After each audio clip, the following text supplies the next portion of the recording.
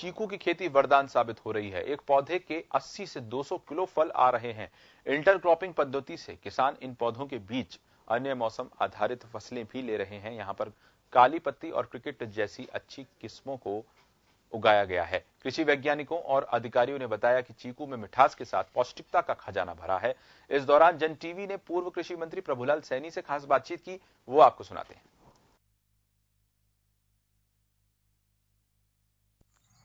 कृषि मंत्री डॉक्टर प्रभुलाल सैनी अपने कार्यकाल के समय भी कृषि के क्षेत्र में इन्होंने प्रदेश में नवाचार करने में माहिर रहे। अब भी इनके द्वारा अपने गांव आवा में अपने फार्म हाउस पर कृषि के क्षेत्र में नए नए नवाचार किए जा रहे हैं, जिसमें इनके द्वारा टोंक जिले में चीकू की खेती को हब बनाने के प्रयास किए जा रहे हैं, जो यहाँ के किसानों को काफी रास आ रहे हैं। आइए जानते हैं इनसे किस तरह से क्षेत्र में ये चीकू की खेती कर रहे हैं। जी बताइए, आपके द्वारा चीकू की खेती की जा रही है और इससे किसानों को किस तरह से फायदा होने वाला है?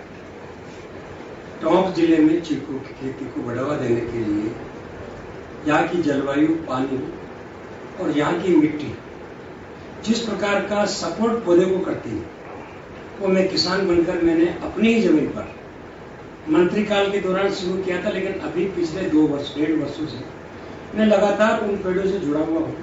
और आप आश्चर्य करेंगे, इस वर्ष में जो पैदावार हुई है वो एक पेड़ के लगभग 1.5 से 2 क्विंटल तक का प्रोडक्शन प्रत्येक पेड़ में आने वाला है।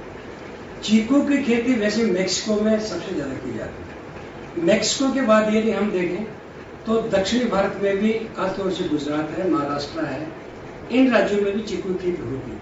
लेकिन राजस्थान में अभी इसका चलन नहीं है। लोगों ने एक मामूली डेमोन्स्ट्रेशन के रूप में लगाई हुई थी, लेकिन पिछले वर्षों जो प्रयास हम लोगों ने किए थे उसमें जो सकारात्मक परिणाम सामने आए वो इस बात का संकेत देते हैं कि चीकू खेती स्वास्थ्यवर्धक के साथ साथ इसका मेडिसिनल उपयोग भी है।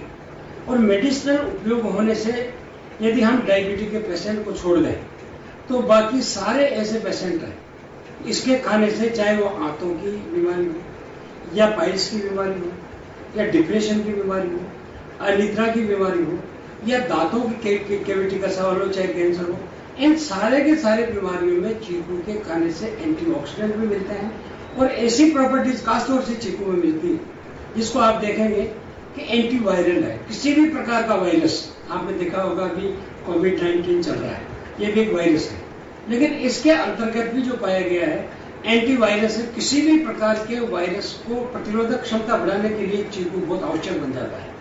एंटीबैक्टीरियल, किसी प्रकार का बैक्टीरिया अगर बॉडी में होता है तो उसको भी ठीक करता है। दांतों में कैविटीज होती है उसको भी ठीक करता है।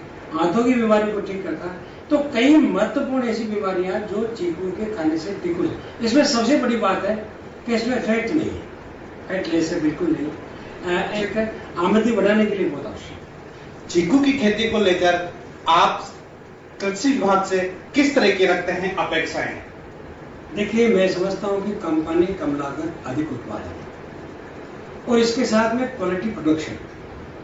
यदि हम जैसे कि किसी खेती को करते हैं उसमें कभी बर्ड्स की शिकायत होती है कि कभी जानवर खा जाते हैं, कभी रोजले खा जाते हैं, लेकिन चीकू की खेती करने से डैमेजिंग बहुत कम नुकसान जंगली जानवर कर पाते हैं या दूसरे बर्ड्स वगैरह कर पाते हैं। इसलिए जो भी प्रोडक्शन होगा, यदि हम समय पे चीकू को खाद पानी सही समय में ड्रिप के माध्यम से किया जा सकता है तो मैं समझता हूँ कि इसका उत्पादन और अधिक बेस्ट क्वालिटी का हो सकता है। सबसे बेस्ट क्वालिटी जो है वो क्रिकेट बॉल के रूप में बहुत अधिकता और गुणवत्ता सुधार के लिए चीकू खेती बहुत आवश्यक है।